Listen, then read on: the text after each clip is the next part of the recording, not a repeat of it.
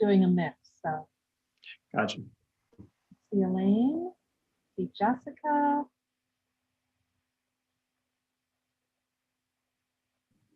Okay, Kathy, you are now live.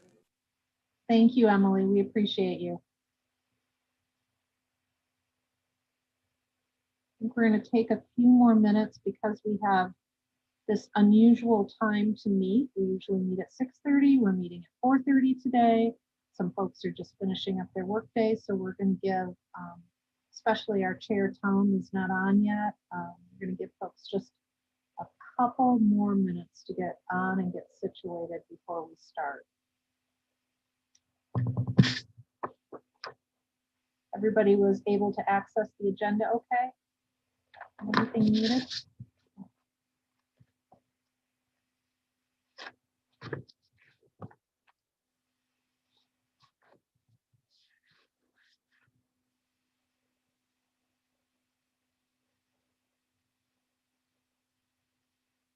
Hello, Janine.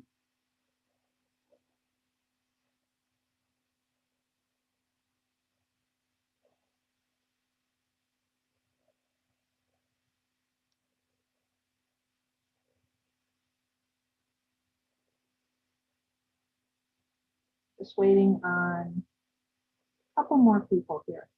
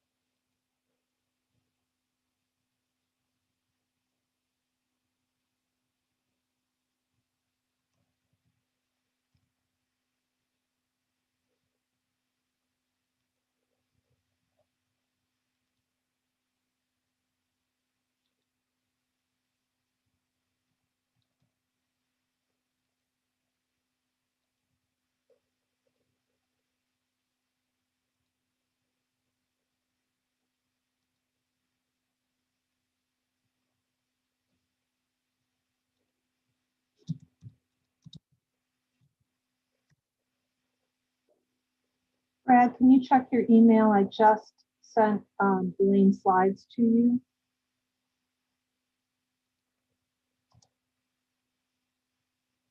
Make sure you can load those up.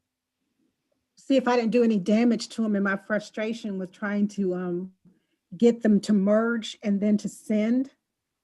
I had an ordeal already once today. Ah, I do have thing them, every Kathy. day, right? You got them okay, Brad? Yes, I do. So just let me know when you need me to share. All right, thank you very much. Yep.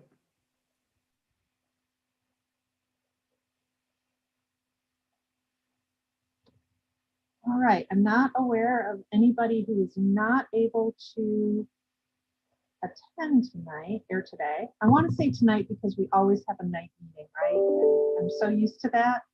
I almost said it to Elaine. I was like, I'll see you tonight. It's still afternoon, so I'll give this another minute, even though we are recording. I want to make sure that everybody's able to get in and get on the call before we get started.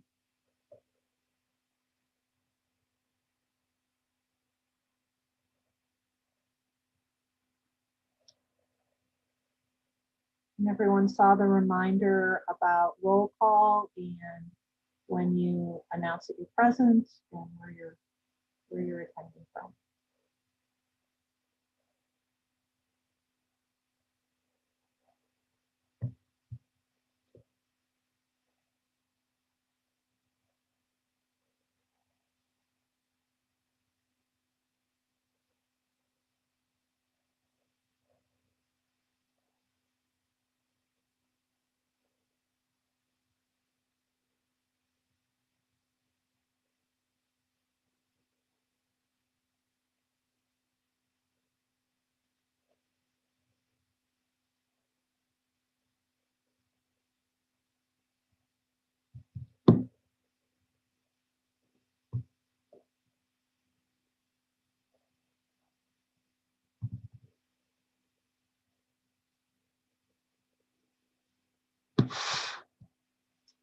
All right, because we only have a 1 hour meeting tonight and we have to be done at precisely 5:30, I think I'm going to go ahead and start you on roll call while we're waiting for Tom and Michael and Cliff, I believe, to join us yet. And that way we won't fall behind. Hopefully by the time we get around to the end of roll call, they're jumping on. So Cheryl, why don't we start with you?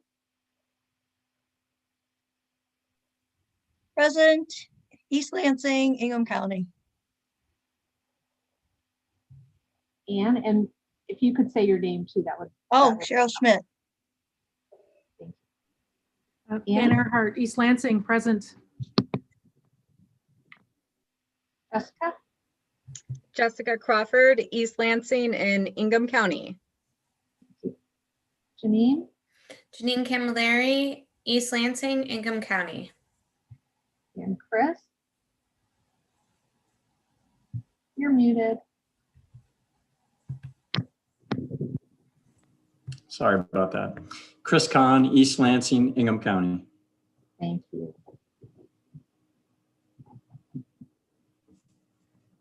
We can go ahead with, I believe we have we have a quorum, so we can go ahead with the approval of the agenda. If anybody would like to make a motion.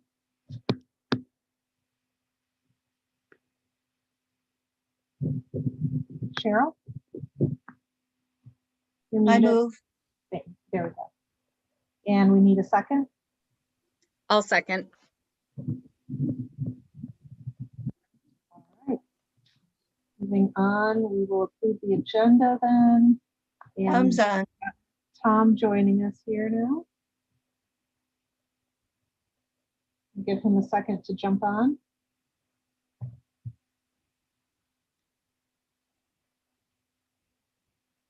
Hi, Tom. We just ran through roll call. If you want to add yourself to the roll call there by stating your name and where you're attending from. Sure, apologies for the delay. I still had it on my schedule as 6:30, so I was totally off guard. Tom Alwyn checking in from East Lansing, Ingham County. Excellent. We also just approved the agenda while we were about to completely approve it. I think we don't have any nays on the agenda. Is that correct? Any changes? All right. So if you want to take it from here, Tom, and go through the process of approving the minutes, that's where we are. Sure, thank you. Again, sorry for my absence early on. So has everyone had a chance to take a look at the agenda for today? And does anyone have, what's that? We just did that. We're I on the thought you minute. did the agenda from last. No, we did the agenda. You're on minutes. Yep. Okay, We're approving the minutes. All right, The sorry. minutes from last meeting. Yep. all right, sorry. Does everyone have a chance to see those? Does anyone have any additions, subtractions, or edits that need to be made?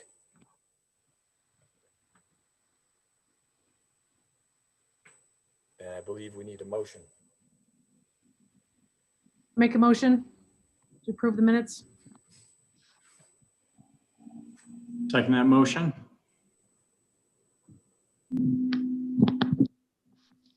All right, all in favor? Aye. Aye, or raise hand. Any opposed?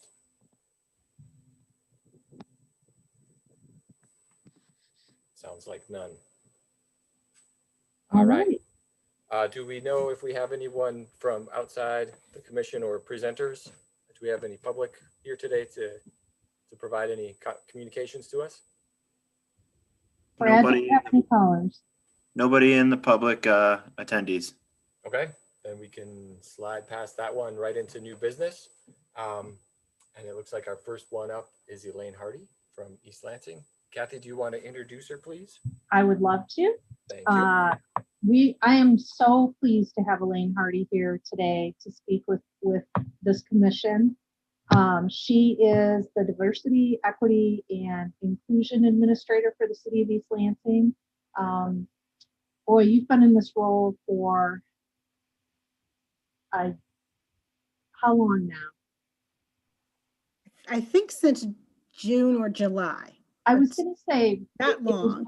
right after you stepped into the position that we had a conversation, and I told you that you know, in non-COVID times, this commission had just begun talking about updating the climate sustainability plan and action plan with this lens of equity and diversity and inclusion and justice. And I really, really wanted to bring you to this group and have you talk about your work and all the great things that you're doing in the community to really set the stage for their considerations and to kind of put them in that mindset of what groundwork is being laid in the community, what you're working on, what the challenges are, and what we need to be considering as we move in this direction.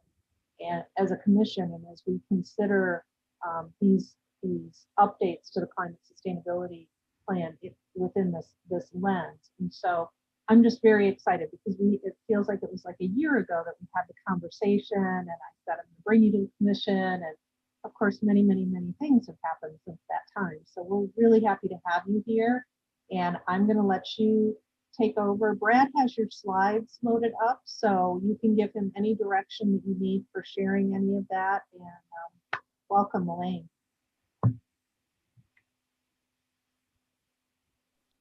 Thank you so very much for having me, Kathleen. I'm excited to be here with you today. If you could just join me in a land acknowledgement.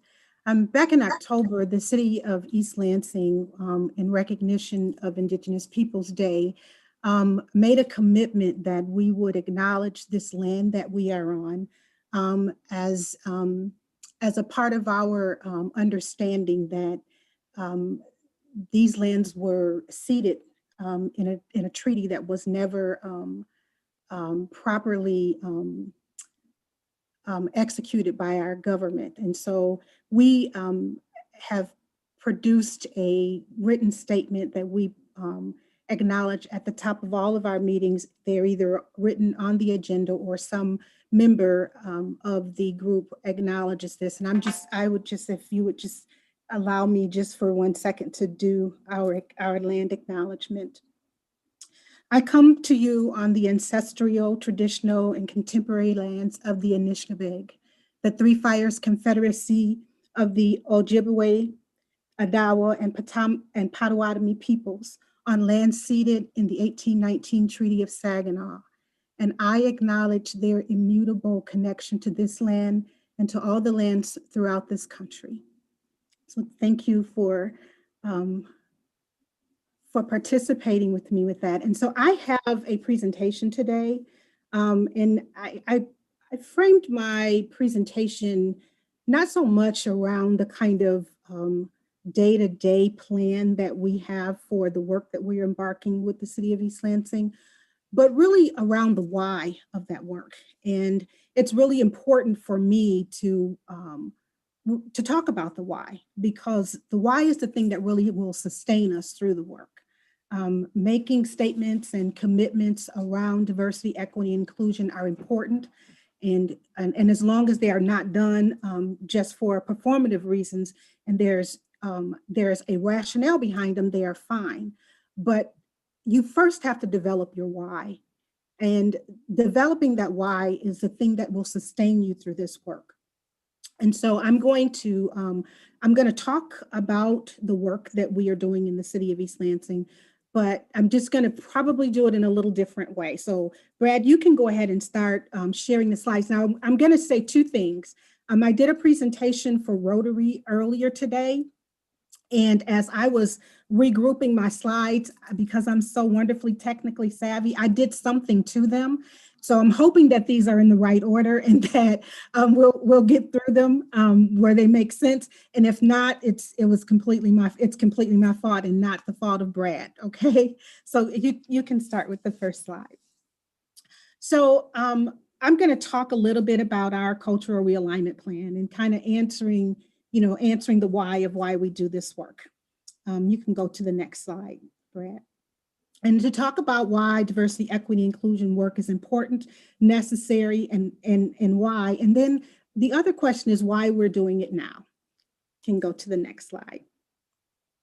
So we know this, that racism, discrimination, and social injustice exists in all areas of our societies and in all institutions. And we recognize, most of us who live in these United States understand that we live in a racialized country, right?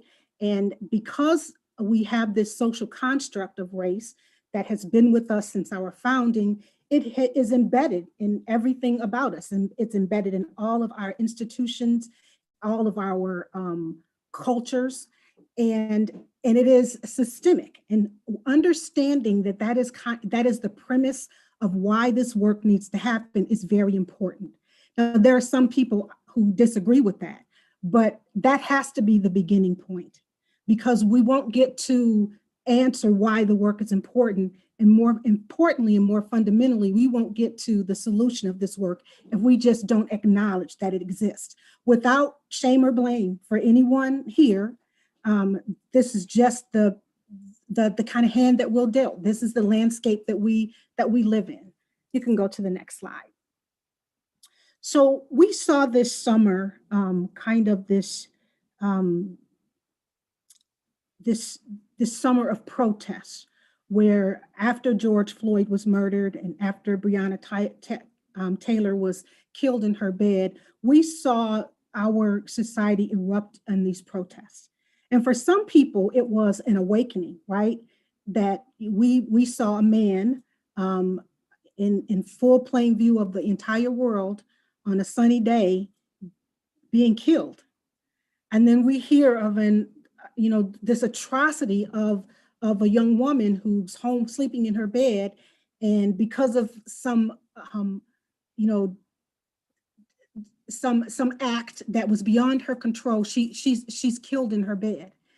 And for a lot of the country, those were sentinel moments where they crystallized some things for others, and then they became this aha moment for others. And then still others, it was a retrenching for them. We recognize that that racism existed in this country. And most of us, some of us, believe that there was a point that it wasn't so covert, right? It wasn't so overt, that it was all, there was this covert thing. After all, we do know that we had slavery and Jim Crow and Southern strategies, but in 2008, we elected a Black president. So there had to be some change, right? And then George Floyd happened. And we're back to having this conversation about racial inequity in policing and about racism in general. Do you want to go to the next slide, Brad?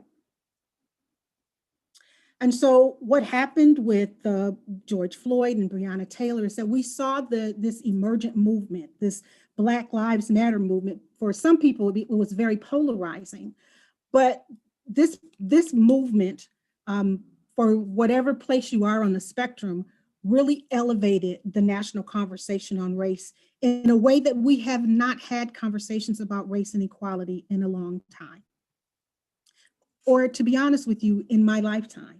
We had a very buttoned up civil rights movement where we kind of were able to compartmentalize things that happened, right? We can point to events that precipitated change in the civil rights movement. We could talk about Bloody Sunday or the 16th Street bombing of the church, and we can point to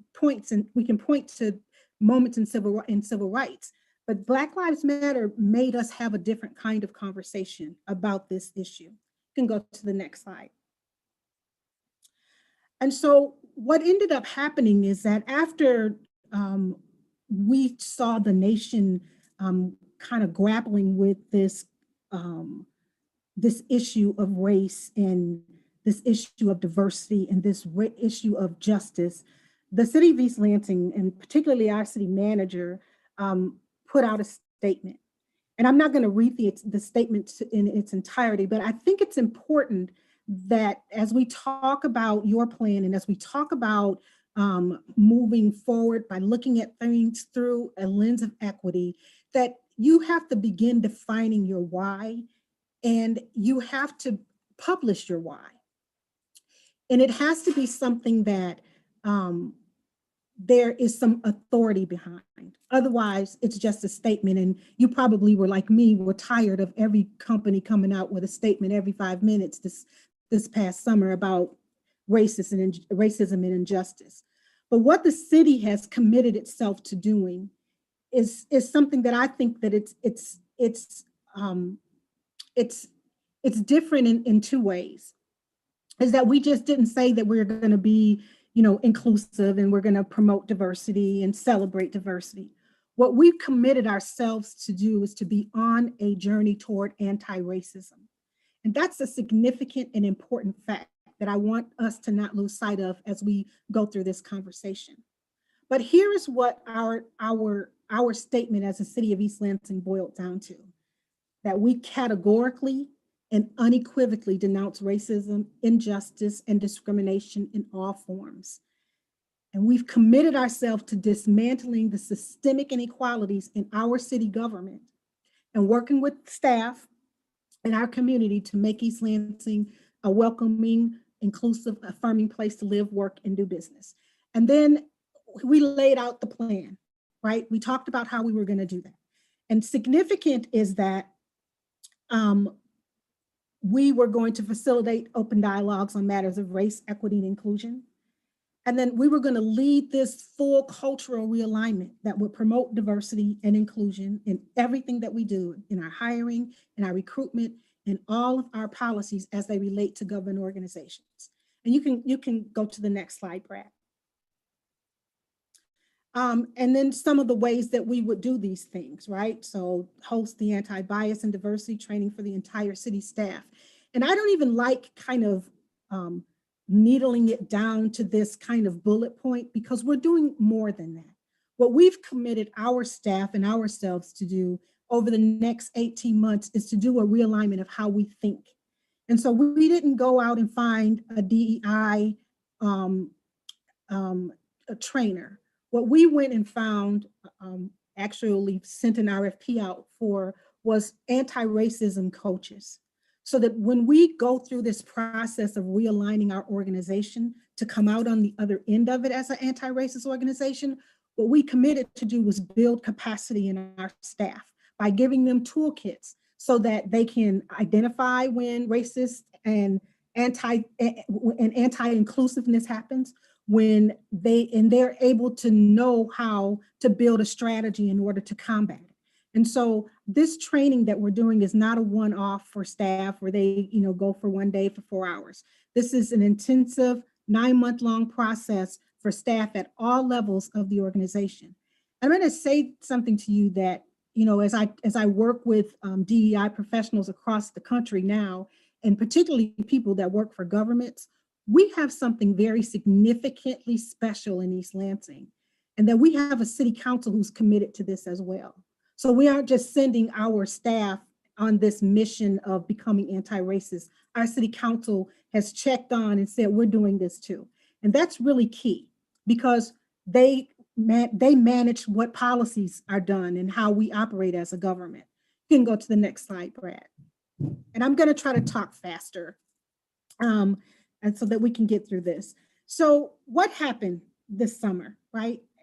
It elevated the whole conversation about race.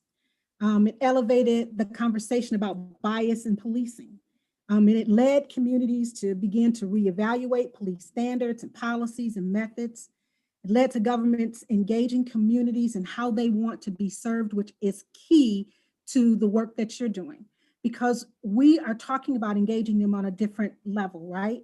Sometimes what we do as government organizations, for all the amazing good we can do, we sometimes can do harm, right? By forgetting to include the community in the process. And then we'll create a meeting and say, well, we invited them and they didn't come.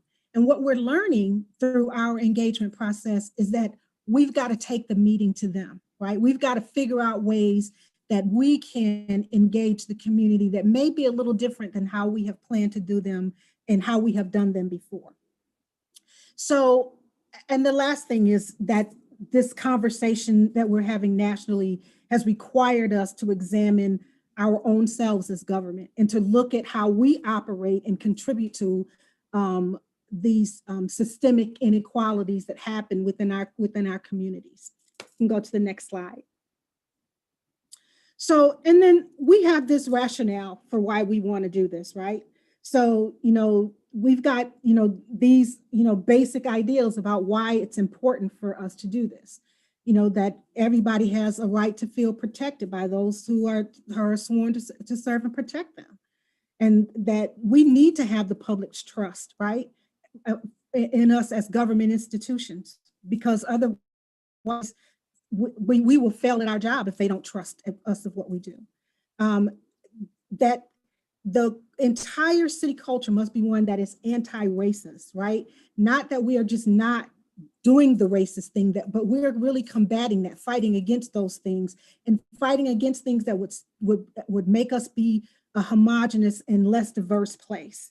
And then the last thing is that we've said that we believe that we need to commit resources to that. So not just hire a DEI person, but really look at how we invest in our staff and in our city organization to make sure that this rationale that we're developing happens. So you can go to the next slide. And so the rationale for me is different than the why. The why is the reason why I do this work, because I have to admit to you, I love Hannah Community Center. When I first came to the city of East Lansing to be its director, I was over the moon. I come from a mother, a parent who worked at a community center as an activities director. And so this was just something that I felt that was in my DNA, was to be a part of a place that actually made community.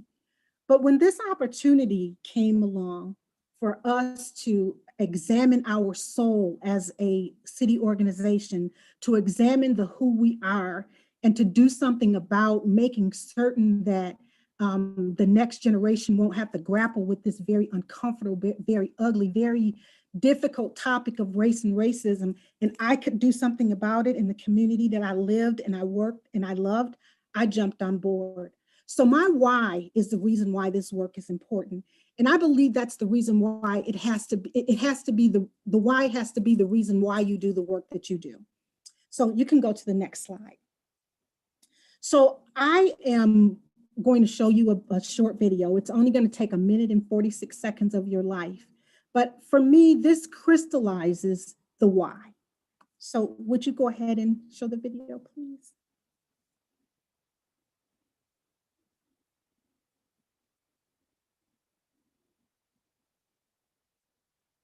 Sometimes you have to, when it's in the PowerPoint on the screen share, you have to actually go to the video and then share the video, Brad. I'm sorry.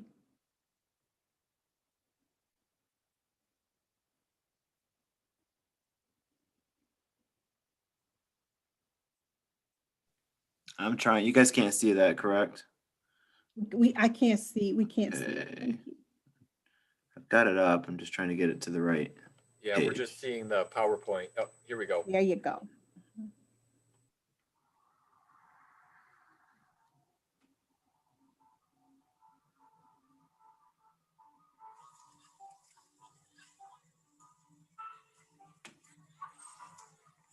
Are you able to turn it up? That's the highest that it goes for me.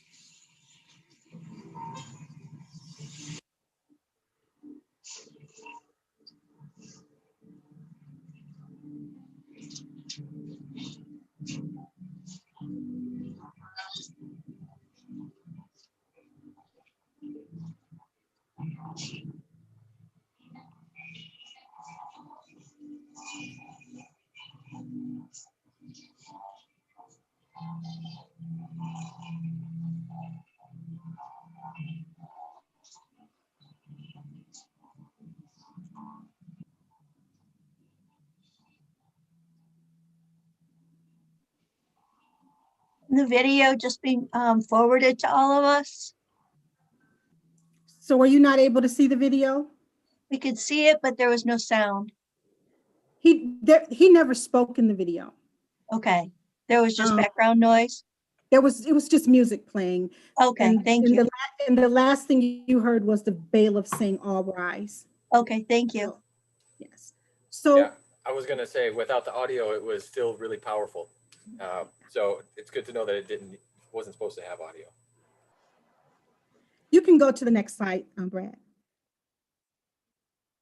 So one of the reasons why I show that video and people, ask me that is because what I share with them is that that's someone's lived experience, right? And for me, it shapes my why as a Black person, because I can identify with him. I can identify with that day in his life, right? That he would be subjected to all of those microaggressions, to all of that uncomfortableness. And then he still had to show up to work, right? And he had a pretty big job. I had a pretty big job. He's a judge. And so what we try to help people understand is that's how people come to us, right? They show up at work with carrying all of that, all of who they are. And what we want to do is make a space in our community and in our city where people can bring their whole selves to work, so that he does not have to, or we can create a place where that is not someone's lived experience. And that's the why for me. You can go to the next slide, please. So when I share that people need to develop their why, that there needs to be a why, I say that because the why is really the thing that will sustain the work. So you can create a rationale for, reasons why you were doing it. But the why is the thing that will make the work work. It will sustain you when it gets difficult and when the community is not understanding what you're trying to do. It'll get you past the tough points where you are questioning whether or not it's worth it, if you re-examine the why. I have this encounter with this woman who her why was crystallized in something very, very personal. She's a middle-aged white lady, and she has a black granddaughter. Her daughter married a Black man, and they had a Black baby, who obviously, if you have a grandchild or no grandparents, you know that none of them have brains when it comes to their grandchildren. They are the center of their universes. They're in love with them. And it was just her desire to make this little girl's life perfect and sweet and precious. And so, she went about her life trying to do that. And one day, she was talking with her granddaughter, and her granddaughter said, I want to straighten my hair. And she said, why do you want to straighten your beautiful curls? And she said, because I can't be a princess. And her grandmother said, what do you mean? She said, well, you have to have straight hair to be a princess. And that was her why. It was in that moment, even though, she had a different perspective about, the things that are going on in the world, right? They are not as crystallized for her as they would be for me as a Black woman. But that was the why. That's when she understood that, hey, these subtle things, or things that we think are subtle, that we can navigate through our life and never have to deal with the looks that man got or the treatment that he received. She understood that it was a real and an existing thing. And so that was the why for her. And so my challenge is always to tell people to think about the why for them. What makes it worthwhile? What makes this work the important thing for you to do? And so getting back to kind of our work that we're doing, we had to center a why. And our center really was is that we wanted for people to be able to show up at work fully with their whole self there. And we want to, as a government organization, be a city that is anti-racist.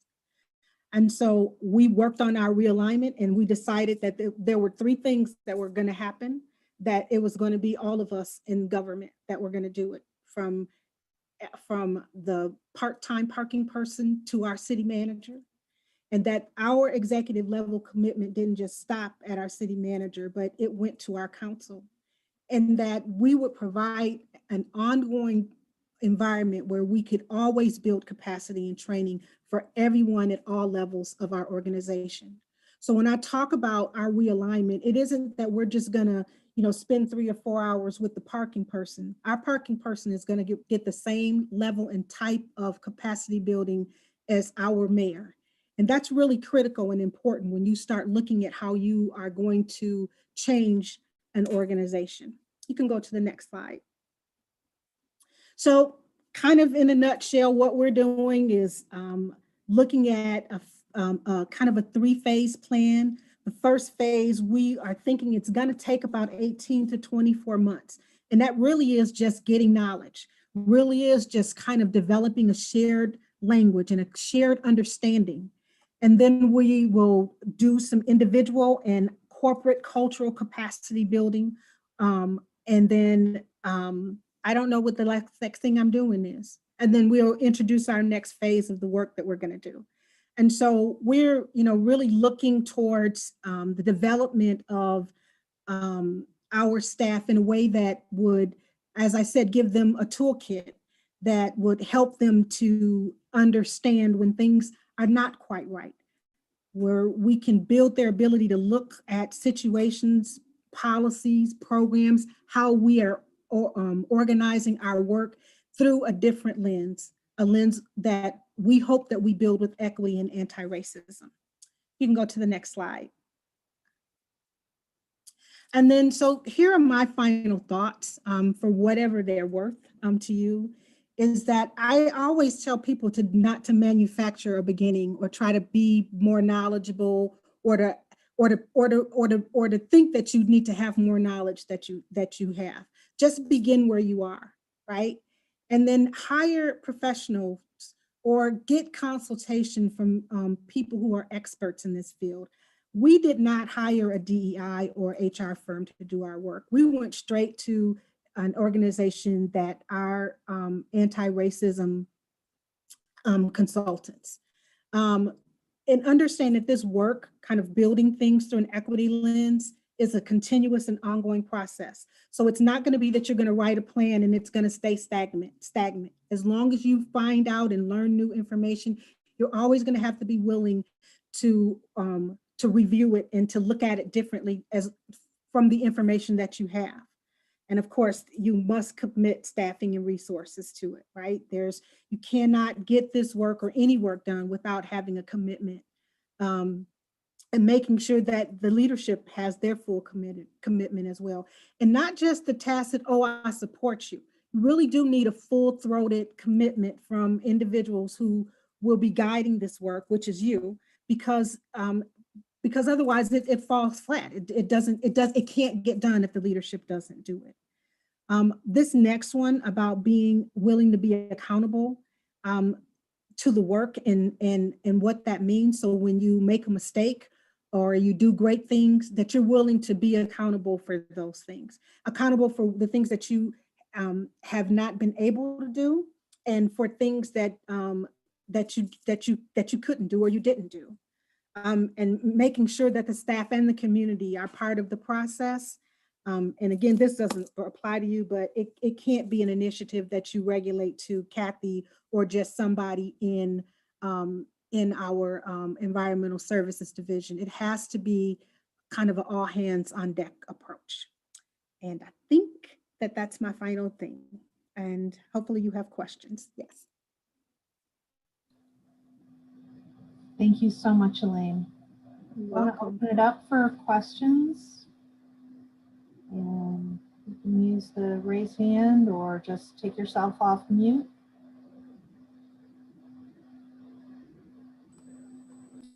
I don't see the raised hand thing, so I'm going to just raise my hand. Thank you, Elaine. I really appreciate you taking the time to present this to us. I think it's really important, the work that you're doing with the staff at the city. But my question is, are there steps beyond this? Where else will this diversity inclusion be going, do you think? So the steps beyond it, our next phase is really our community engagement phase. We're not just interested in seeing that our staff go through this cultural realignment. Remember, our commitment is to have an anti-racist city. And so the same level of commitment and engagement that we are willing to do with staff, we're going to open up to do that with the community as well. And those are going to start with us having conversations with the community, right? Some conversations we will have with them without pre-planning, right? When things happen in communities, particularly around race or equity issues, we have those conversations with communities. But we're going to be instituting some very deliberate ways in which we can engage the community to build capacity with them as well. Nice. So that's sort of working with the staff and then working with the folks in the community. And I think those are good. I think what I was sort of thinking about when this topic came up was sort of like equity and housing and things like that, and like policy-based things. So will there be an effort to go into the city's policies and try to correct some things if there are things that are specific in those? So, I tell people that we have a pretty dope city council, because, and dope mean in a good way, because we actually have started doing that. We worked with our disorderly conduct ordinance, and particularly in passing ordinance 1491, I believe, this summer, where it criminalized people for calling the police on folks for mundane reasons, right? But yes, we have already started working with my advice and counsel with staff around looking at policies and procedures, and talking with our planning staff around the issue of housing equity in East Lansing as well. So yes, that portion of the work is happening simultaneous to the staff training. Nice, thank you. So did that answer your question? Yes, yeah. Okay, Thank you. good. Hi, Jeannie. I had a question. This is kind of broader, but it would be good for the commissions like this to figure out over the next couple of years too, how we can have more diversity in our committees. And I was on a talk today with Wisconsin DNR, their director. He is African-American, and he was talking about all these ways, to get more diversity, and a lot of us work in state government, but like also what you were saying about coming up with ways to bring things to people rather than, why didn't they show up? But I think that also is part of our work too, right? So, our council now is more diverse. Mm-hmm. So you get that diverse, experience, and then maybe how the city can look to in the next couple of years, how we can make our committees also more diverse. And I think, from an equity standpoint for climate and access to water and access to affordable, like energy, that's probably a good place, like you were saying, Tom, about too, like housing. Those are usually places where we see the equity issue come up. Things like that. But yeah, that's what I just thought about when you were talking about those things too, having that diverse perspective. And one of the things that I actually shared this with the Rotary group today, because the question was just plainly put to me: how do we get more people that are not middle-aged white men in Rotary? And I said, be intentional about finding people who are not middle-aged white men. And, we have our way of doing things, right? So there's this opening on the Commission for the Environment, and we put out a press release or a statement, and then we just wait for all of the people who want to be on the Commission for the Environment to come and run and fill out the application and go through the whole interview process. And we just have to maybe rethink that, right? That might not be the best approach to getting individuals to serve on this commission or any of our other commissions, but you have to be intentional You have to like find places where people of who may have different backgrounds, or who may be Black, or you know, or anybody in the BIPOC diaspora, and go find them, right? It's just going to be a matter of being intentional about looking for individuals to serve. So. And I think maybe too in your role, I'm not sure, but like also having somebody who's now working for the city in your role, maybe you'll have people who will ask you those questions on environment and you'll be able to say, yeah, well, you should talk to Kathy, or, you know, like actually having somebody to talk about those issues. Like we now have like an environmental justice coordinator at Eagle. So like now those issues are being brought up more, you know? Yeah. And I'm happy to, like in my role, and that's why I'm here in my role. So if there's you know, openings and I hear about them, I certainly will put that out there, because it's, you know, it's important that we do have the perspectives of people that are, you know, that may have a different perspective than we. Thanks. You're welcome. Thank you.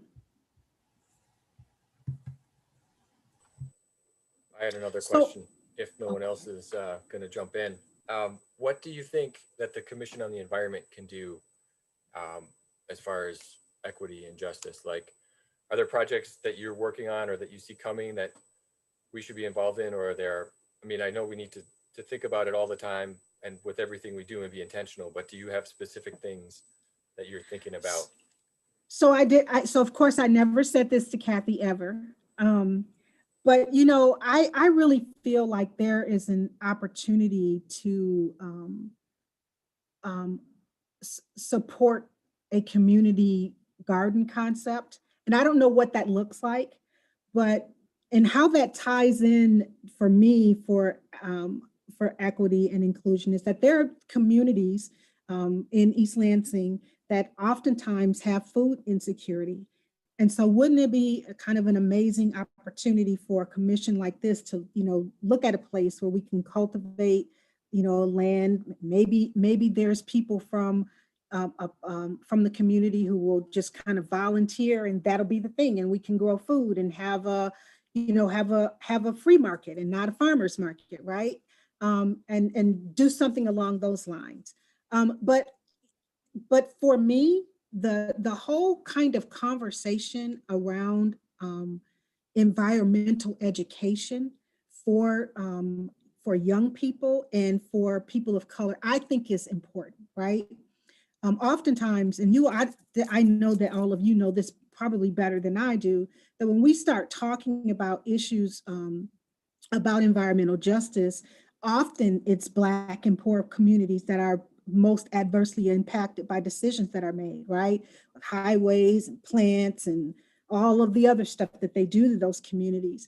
And so I think it's just as important to find ways to do outreach into communities to kind of talk about those things, right? Because that raises the bar for decision makers to do and make more equitable decisions when people are having conversations about those issues with the communities that they could potentially impact, or the communities that they have already impacted.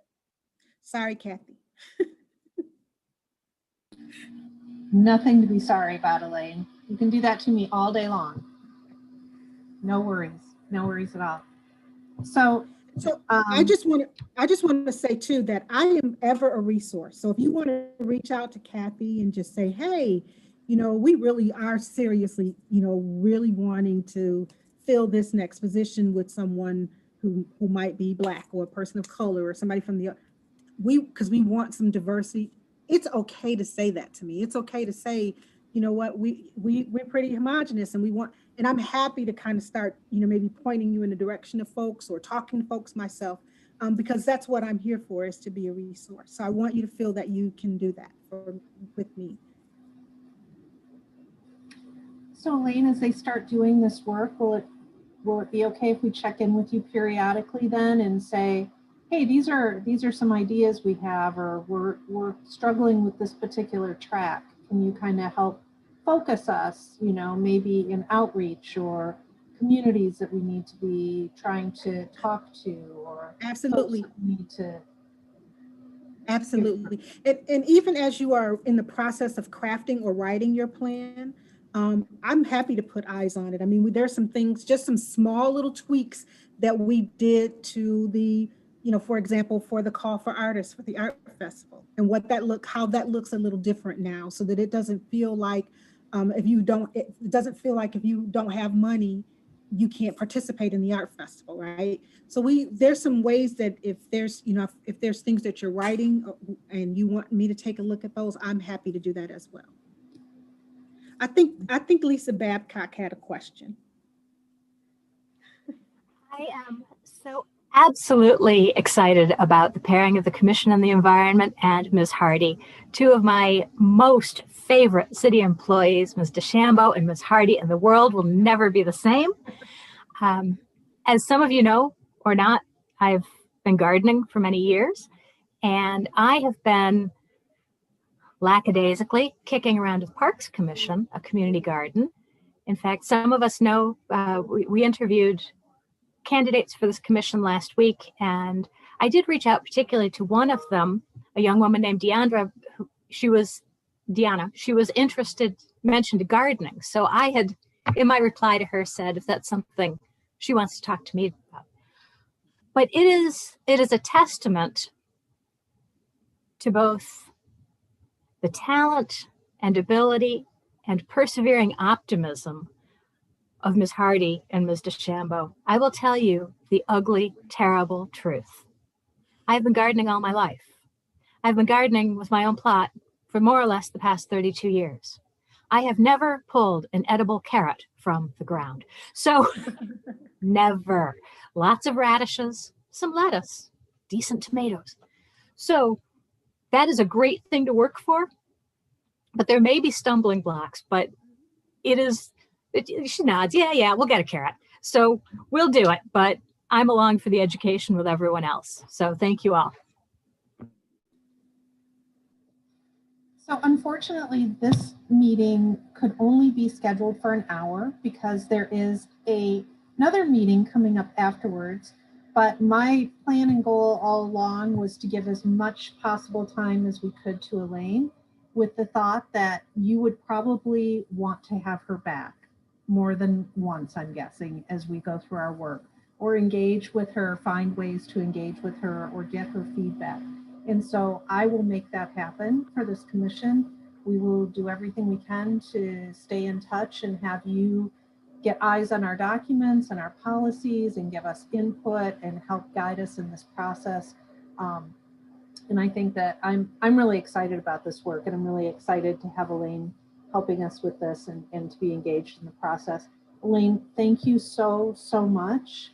We really, really appreciate it. And any questions that commissioners come up with after the fact, you can feel free to email them to me. I'll send them to Elaine. We can get answers. We can start, we can just continue this conversation with her kind of offline, but as a group. So I think that would be a great way to do that.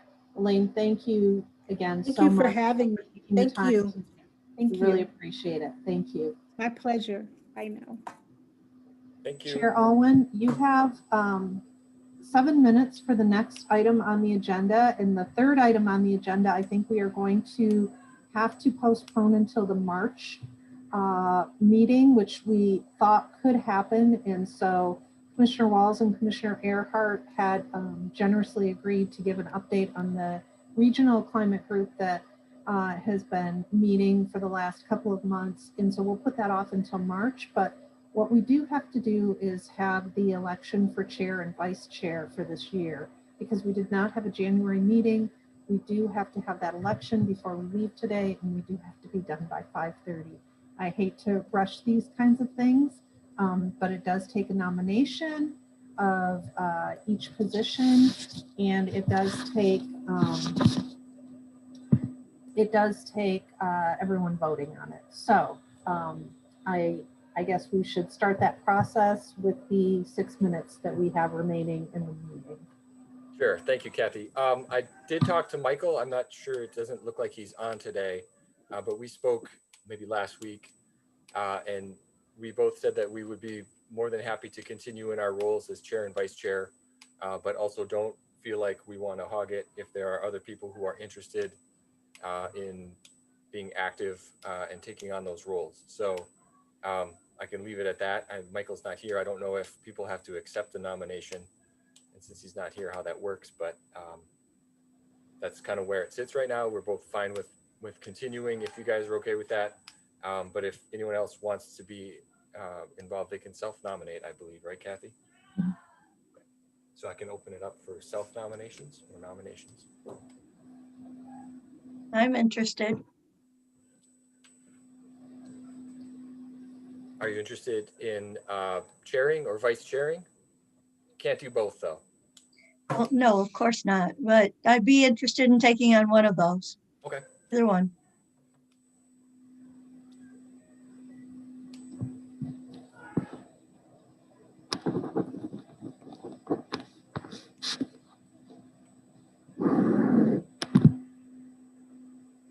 I guess what I would say with Michael not here and Cheryl expressing interest, then maybe we have someone make a nomination for chair and someone make a nomination for vice chair based on Cheryl's interest and Tom's stated interest. And I know that in our conversations with Michael, he had said if nobody wanted to be vice chair, he was willing to keep going. And if somebody wanted to, he did not want to take that opportunity away from somebody. So I just want to put that out there as something that he did mention. And since he's not here, we have someone who's still interested in being chair and someone who's also interested in stepping up and taking a role. So we could move on to nominations or we could further discuss. Can I nominate Cheryl to be vice chair? Does that sound good, Cheryl?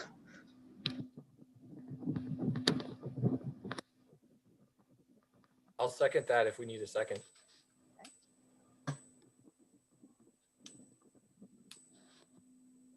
Take can a vote. nominate Tom for president or chair. Sorry. Second I'm that one. not going for president. He's elevated to like chair. Yes.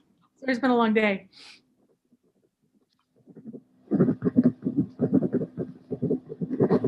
Do we have a second? I'll second that one. For president or for chair? No, I kind of like the new president. Can we take a vote on, and Tom, I'll let you take the vote on Cheryl. We have Jessica is nominating her. You seconded. Can you take a vote? Sure. All in favor for Cheryl as taking on the position of vice chair for the coming year? In favor? Aye. Aye. Any opposed? Sounds All like right. nope. Can we take a vote for Tom to continue as chair? Anne is nominated. Tom, Cheryl has seconded. All in favor? Aye. Aye. Aye.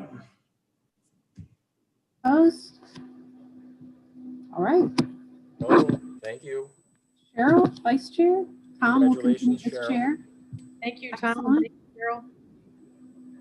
And thank you for, we appreciate you guys stepping up to give that presentation today, even though we ran out of time. So next month, also next month, we're going to hear from Jessica on the survey that she did with drop-off site and about organics and future work for that. And this commission has lots of work to do. So I hope that hearing from Elaine kind of set a little stage for some reflection and some thought about where you want to move and what direction you want to move in.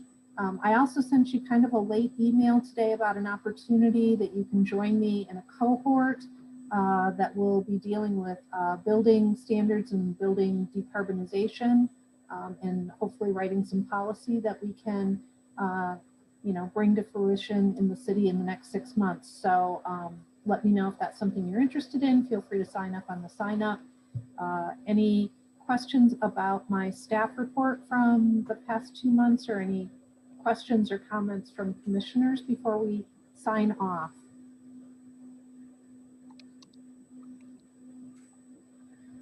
Okay, we will have a new commissioner joining us that I believe goes to City Council tomorrow night for approval. So we have a new commissioner joining us next month. We'll be back to our 9-member whole commission, which will be great. And we will do introductions at that time. Anybody have anything here? All right. Thank you so much, everybody.